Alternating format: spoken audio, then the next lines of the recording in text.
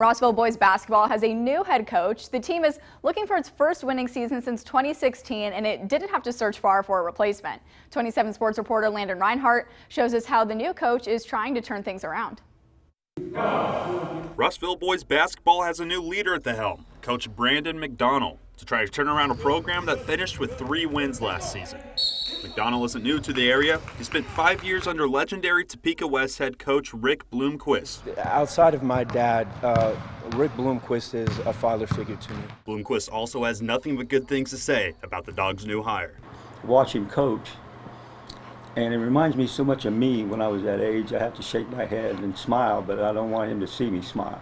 There you go, faster. Bloomquist shares on social media the unique non-basketball tools he uses to build strength in his athletes. When I came here, we had people that play basketball, but we had people that didn't know how to be an athlete. And Brandon has embraced that. But Coach McDonnell said when he got to Rossville, these kids had never even seen this type of equipment. These 40-pound vests add weight for explosiveness.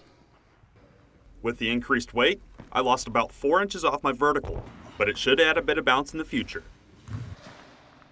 And now, the vests are part of the Dogs' everyday training. McDonnell imitates Bloomquist in his training, but what about his style on the court? I can coach intensity. The intensity that with my intensity. Intensity that McDonnell hopes can turn the program around. The record was 3-18 last year, but we also have a short-term memory and let that go. I'm not a saving grace by any means, but I do know how to coach. Working for you in Rossville, Landon Reinhardt, 27 Sports.